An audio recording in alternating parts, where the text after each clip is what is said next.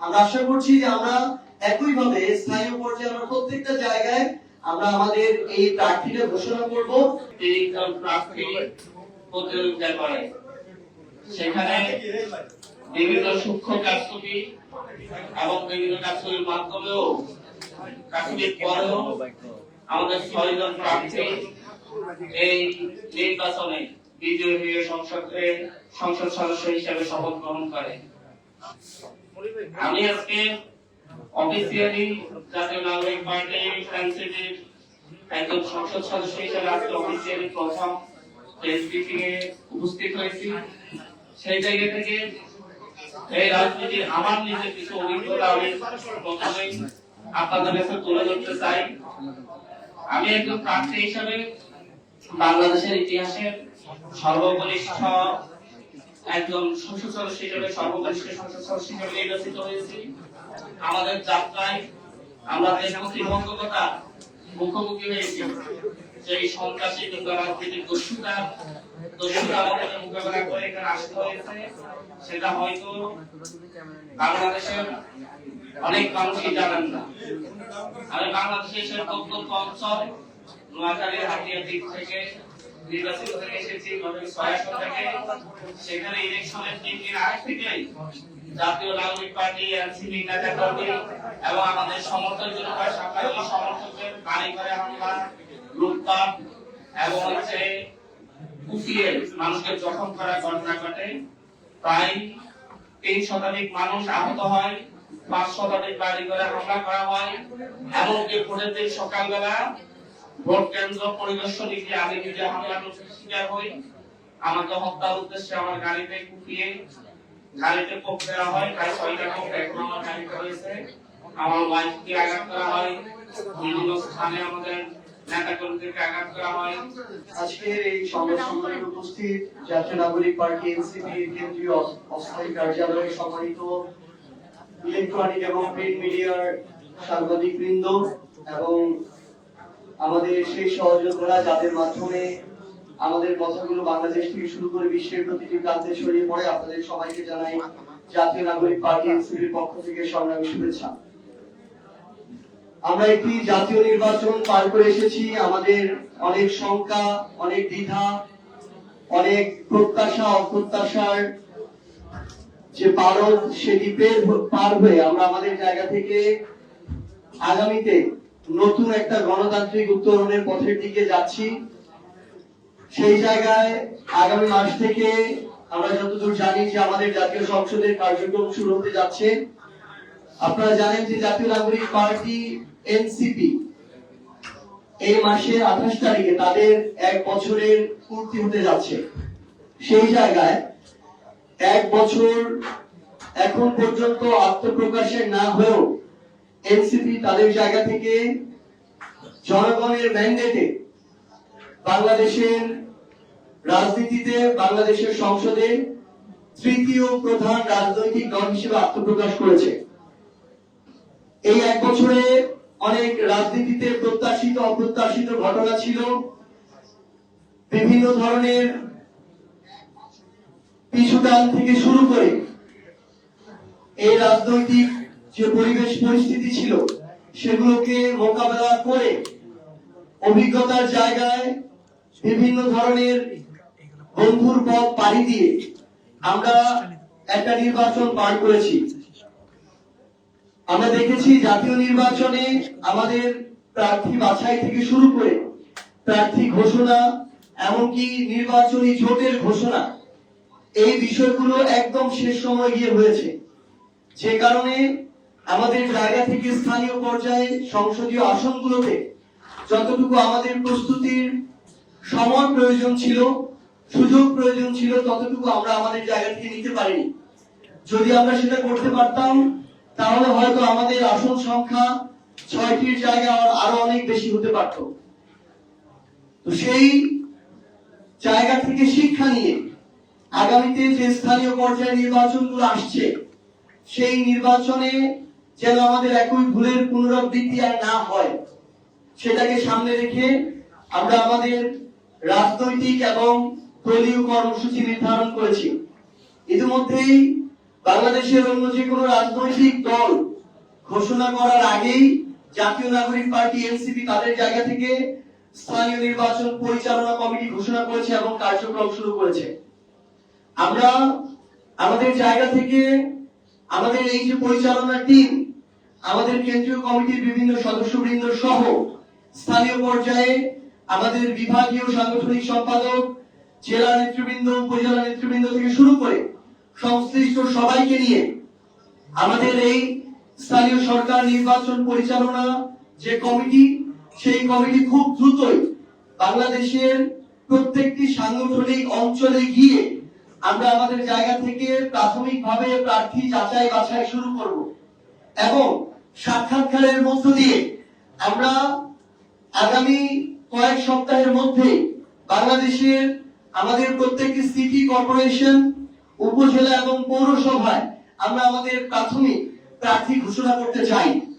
একই সাথে বাংলাদেশের 12টি সিটি কর্পোরেশন, বাংলাদেশের 495টি উপজেলা এবং প্রায় 330টি যে পৌরসভা রয়েছে, এই প্রত্যেকটি জায়গায় জাতীয় নাগরিক পার্টি এনসিপি তাদের জায়গা থেকে দলীয়ভাবে এনসিপির পক্ষ থেকে তাদের প্রার্থী প্রাথমিকভাবে ঘোষণা করবে।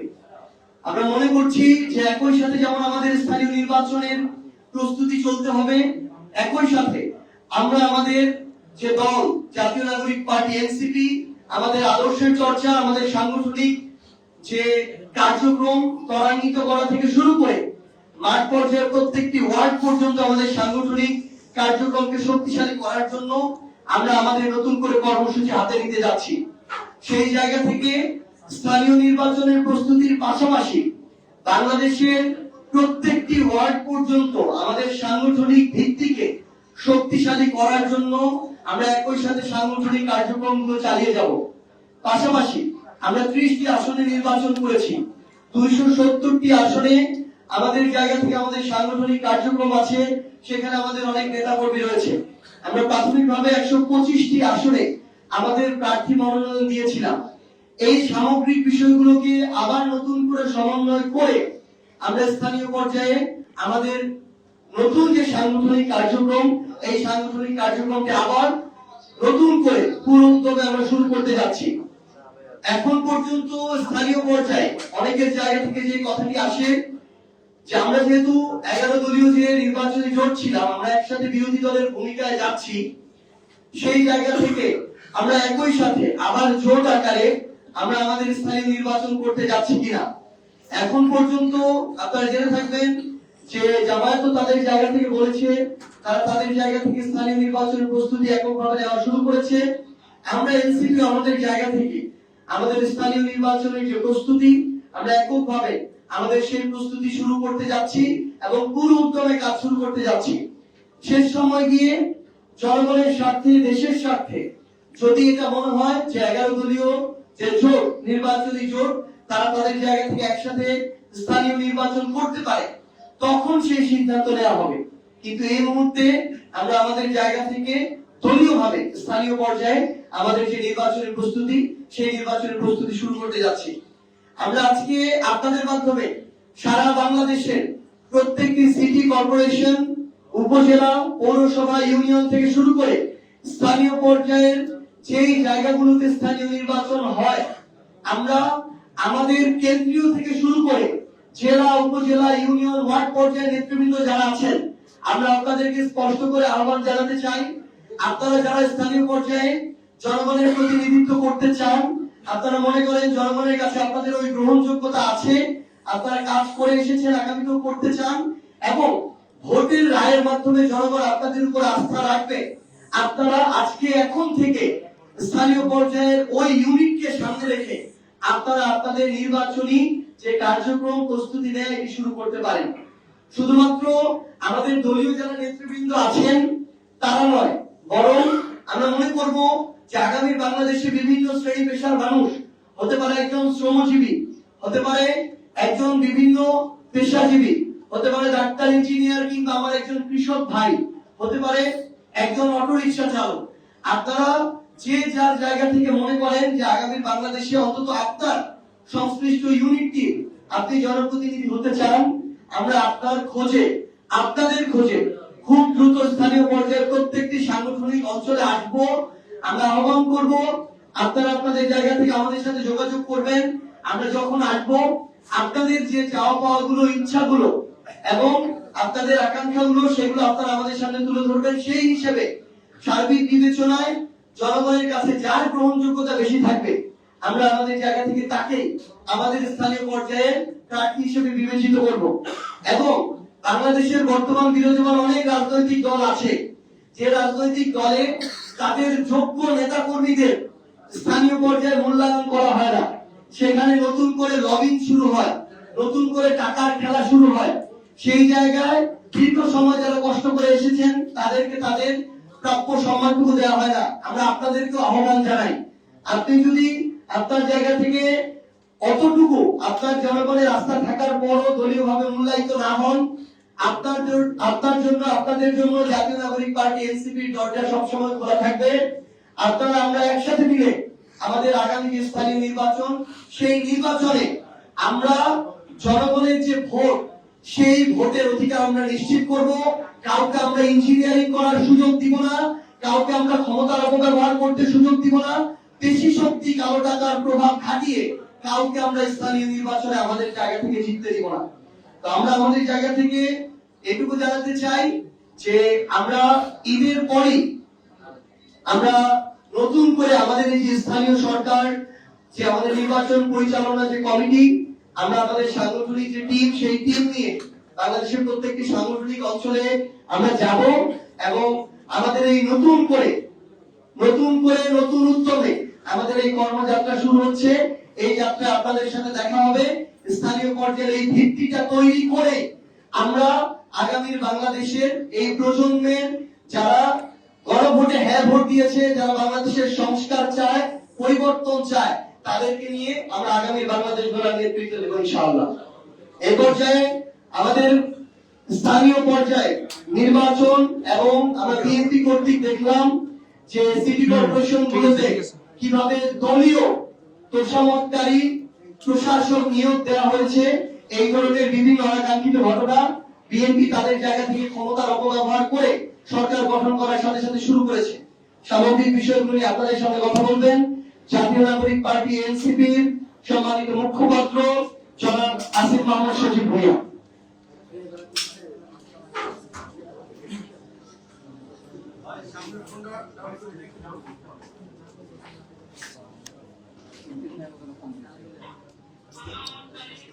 আসসালামু আলাইকুম, উপস্থিত সকলকে ধন্যবাদ।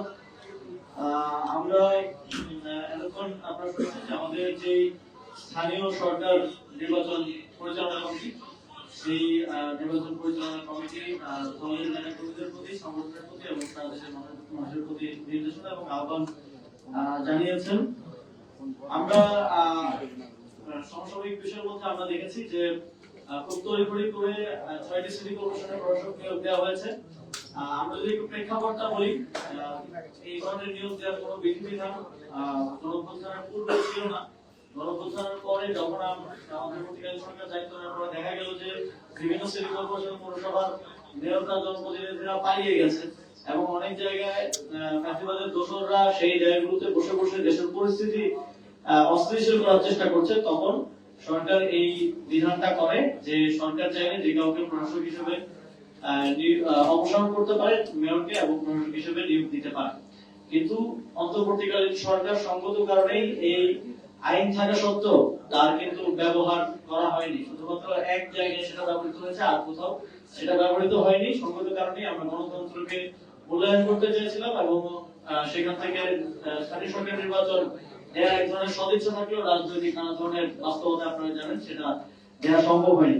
কিন্তু আমরা দেখলাম যে রাজনৈতিক সরকার দায়িত্বে আসার সাথে সাথে যেখানে জনগণের ভোটে নির্বাচিত জনপ্রতিনিধিদের থাকার কথা, সেখানে তারা তাদের দলীয় বিভিন্ন সময় বঞ্চিত কিংবা নির্বাচনে হেরে যাওয়া প্রার্থীদেরকে এক ধরনের সেখানে প্রাইজ পোস্টিং করলেন এবং ৬টি সিটি কর্পোরেশনের প্রশাসক হিসেবে নিয়োগ দিলেন। আমরা মনে করি এটা এই যে নতুন বাংলাদেশের কথা আমরা সবসময় বলি, তার সেখানে গণতন্ত্রের জন্য হুমকি স্বরূপ। এবং আমরা মনে করি যে দীর্ঘ ১.৫ বছরেরও বেশি সময় ধরে স্থানীয় সরকার প্রতিষ্ঠানগুলো জনপ্রতিনিধি শূন্য এবং এর ফলে দেশের জনগণকে প্রত্যেকটা ছোট ছোট কাজে নাগরিক সেবার ক্ষেত্রে ভোগান্তির শিকার হতে হয়। সেই বিবেচনায় খুব দ্রুত সময়ের মধ্যে স্থানীয় সরকার নির্বাচন আয়োজন করা প্রয়োজন এবং এই বিষয়ে সরকারের পক্ষ থেকে কোনো স্পষ্ট বক্তব্য আমরা দুঃখজনকভাবে পাইনি। আমরা আশা করি যে তারা খুব দ্রুত সময়ের মধ্যে টাইমলাইনটা আমাদেরকে দিবে, দেশের জনগণকে দিবে যে কোন কোন সময়ের মধ্যে, যেহেতু কয়েকটি ধাপে স্থানীয় সরকার নির্বাচন হয়, সিটি কর্পোরেশন, পৌরসভা, জেলা, উপজেলা, ইউনিয়ন পরিষদ, এই পুরো টাইমলাইনটা রূপরেখাটা আমরা দাবি করছি। এবং আমরা দেখেছি যে প্রশাসক নিয়োগ দেওয়ার ক্ষেত্রেও সেখানে স্বচ্ছতার অভাব রয়েছে, সেখানে নির্দিষ্ট ভাবে মেয়াদ উল্লেখ করা নেই। সেখানে প্রজ্ঞাপনটি দেখে মনে হচ্ছে যে আমৃত্যু হয়তো তার প্রশাসক থাকবেন এইভাবেই সেখানে লেখা আছে, অথচ সরকারের যে কোনো চুক্তিভিত্তিক নিয়োগের ক্ষেত্রে কিন্তু সময় সীমাটা উল্লেখ করা গুরুত্বপূর্ণ, 6 মাস, 1 বছর, 2 বছর। স্বাভাবিকভাবে আমরা এই প্রক্রিয়াতে দেখে থাকি সরকারের চুক্তিভিত্তিক নিয়োগগুলো হয়ে থাকে। আমরা আপনারা জানেন যে আমরা দেখেছি গত 2 দিন যাবত এক ধরনের ভয়ের রাজত্ব কায়েম করার চেষ্টা করা হচ্ছে। আমরা মনে করি যে যেই পুলিশের মাধ্যমে এই যে বিভিন্ন জায়গায় রেডের নামে সাধারণ জনগণকেও এবং সাংবাদিকদের উপর হামলা হয়েছে, আপনাদের কয়েকজন সহকর্মীর উপর হামলা হয়েছে বলে আমরা জেনেছি। আমরা এই ঘটনার তীব্র নিন্দা জানাই। আমরা মনে করি সরকার এর মাধ্যমে জনগণকে এক ধরনের ভয়ের মধ্যে রাখতে চাচ্ছে, একটা ভয়ের মেসেজিং তারা করতে চাচ্ছে। এবং আমরা শুনেছি যে স্বরাষ্ট্রমন্ত্রী তিনি বলেছেন যে এখন আন্দোলন করা যাবে না, রাস্তা অবরোধ করা যাবে না। আমরা দেখছি যে অন্তর্বর্তীকালীন সরকারের সময় অনেক অযৌক্তিক এবং বিভিন্ন কারণে ছোটখাটো কারণে রাস্তা অবরোধ হয়েছে। আমরা সেটাকে অবশ্যই সমর্থন করি না এবং আমরা মনে করি যেহেতু একটি নতুন সরকার গঠন হয়েছে, তাদেরকে তাদের কাজ করার ক্ষেত্রে এতটুকু সহযোগিতা জনগণের পক্ষ থেকে করা উচিত যে অকারণে অযোজিত ভাবে যদি কেউ রাস্তা অবরোধ না করে। কিন্তু একই সাথে কারো যৌক্তিক দাবিতে আন্দোলন করার, ভয়েস রেজ করার, কথা বলার অধিকারকেও আমরা কোনোভাবেই যেন হ্যাম্পার না হয়, কথা বলার অধিকার বঞ্চিত না হন, সেটা নিশ্চিত করা আমাদের দায়িত্ব। এবং আমাদের সংবিধান দেশের প্রত্যেক নাগরিককে এই অধিকারটা দেয়। এবং কিন্তু সরকারের পক্ষ থেকে আমরা দেখছি যে একদম একাধারে সকলকে কোনো ধরনের আন্দোলন করা যাবে না, এই ধরনের কথা বলা হচ্ছে, যেটা গণতন্ত্রের পরিপন্থী, আমাদের সংবিধানের পরিপন্থী। এবং আমরা এই ধরনের অ্যাপ্রোচ আগে সরকারের সময় দেখেছি যে বিরোধী দল যে কোনো কিছু নিয়ে নামলেই দলমত নির্বিশেষে সেগুলোর উপর দমন চালানো হতো। তো আমরা সরকারের প্রতি আহ্বান জানাবো এই জনগণকে বিভিন্ন রেডের নামে হয়রানি করা এবং এই সাংবাদিকদের উপর হামলা, সাধারণ জনগণের উপর হামলা, মারধর অকারণে যথেচ্ছভাবে করা, এইগুলো থেকে এগুলো বন্ধ করতে হবে। এবং আমরা জানি যে প্রত্যেকটি থানায় কিন্তু ইনফরমেশন আছে যে কারা মাদকের কারবারি করে, কারা চুরি করে, কারা ছিনতাই করে। তো স্পেসিফিকলি সেটা নিয়ে কাজ করতে, সেটা মানে এক ধরনের আই ওয়াশ হচ্ছে আর কি, মূল জায়গায় কাজ না করে জনগণকে ভয় দেখানোর এক ধরনের চেষ্টা হচ্ছে বলে আমরা মনে করছি। আর এর বাইরে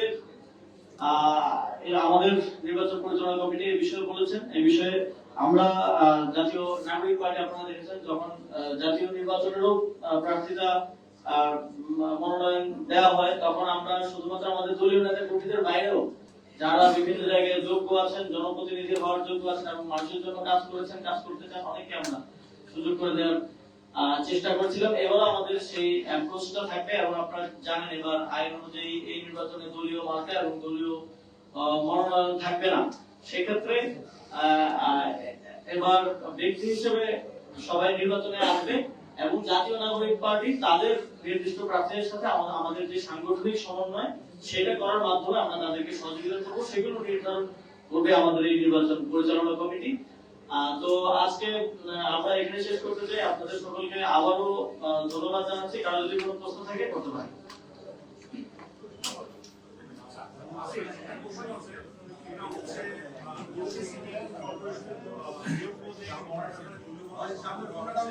আপনার ব্যাপারে এবং তার পাশাপাশি ঘোষণা করেছে যে সেই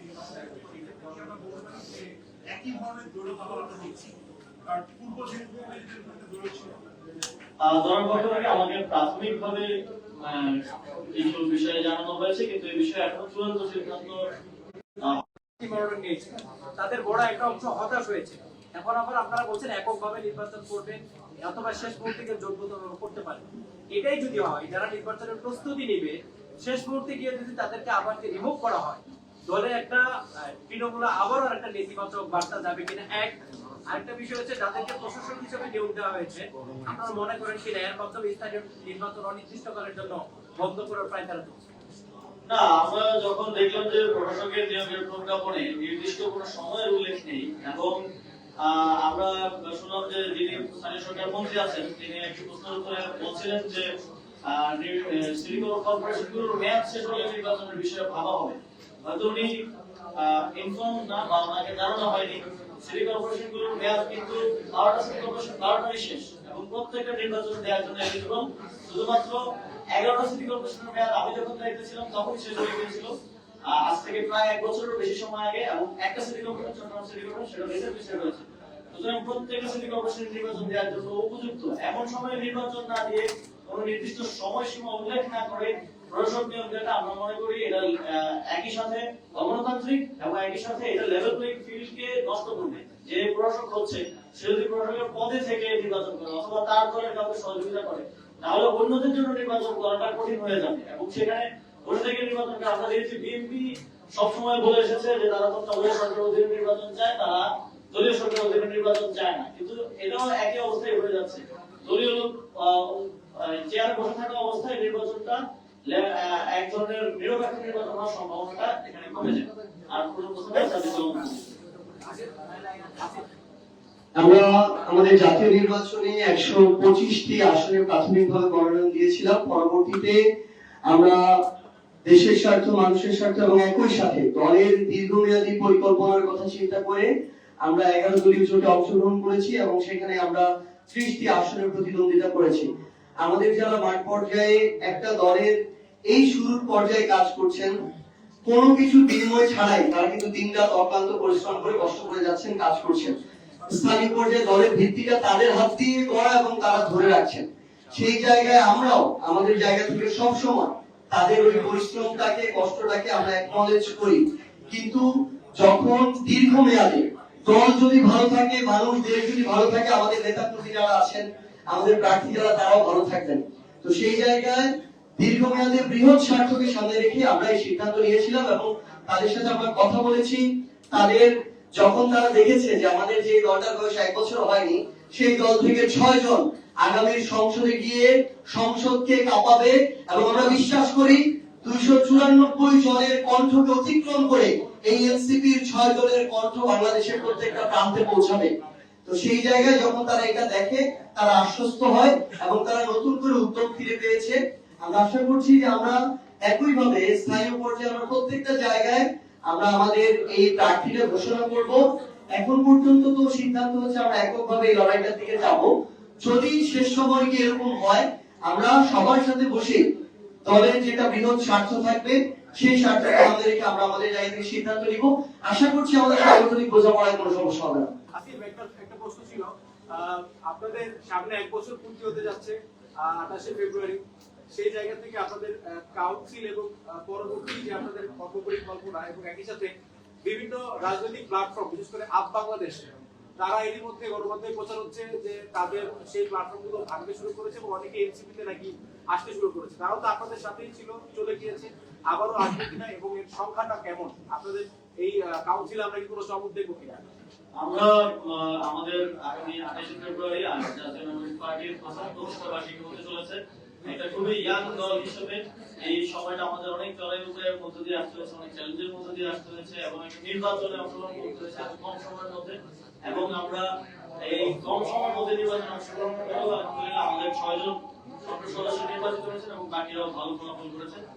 এখন আমরা বাংলাদেশে জুলাই গণঅভ্যুত্থান পরবর্তী যত ধরনের প্ল্যাটফর্ম হয়েছে এবং এর বাইরেও যারা বাংলাদেশকে ধারণ করেন, আধিপত্যবাদের বিরুদ্ধে তাদের অবস্থান, যারা সংস্কারের পক্ষে আমাদের প্রিন্সিপালগুলোর সাথে একমত, সকলের জন্য আমাদের দলের দরজা খোলা থাকবে এবং তাদেরকে যথাযথ সম্মান দিয়ে আমরা আমাদের সাথে যুক্ত করতে চাই। এ বিষয়ে এখনো অফিসিয়ালি জানানোর মতো সময় আসেনি, আমরা আপনাদেরকে এই বিষয়ে পরবর্তীতে জানাবো। নারায়ণগঞ্জে আপনাদের যে প্রতিনিধি আব্দুল্লাহ রহিম ভাই, ওনার যে আসনটিতে 2 জন আমাদের নেতা চাঁদাবাজি করেছে এবং সেটি একটি সংঘাত তৈরি হয়েছে এবং সেটি নিয়ে আব্দুল্লাহ রহিম ভাইও বিব্রত বোধ করেছেন। এই বিষয়টি আপনারা অবগত আছেন কিনা? আমাদের জানার মধ্যে এই বিষয়ে অভিযোগ এসেছে, এখনো এই বিষয়ে প্রমাণ কিছু পাওয়া গেছে বলে জানা যায়নি। আমরা এটা দেখবো এবং এই বিষয়ে সাংগঠনিক শৃঙ্খলাজনিত কোনো অঙ্গন হলে সেটা আমরা ব্যবস্থা নিব। Okay, thank you.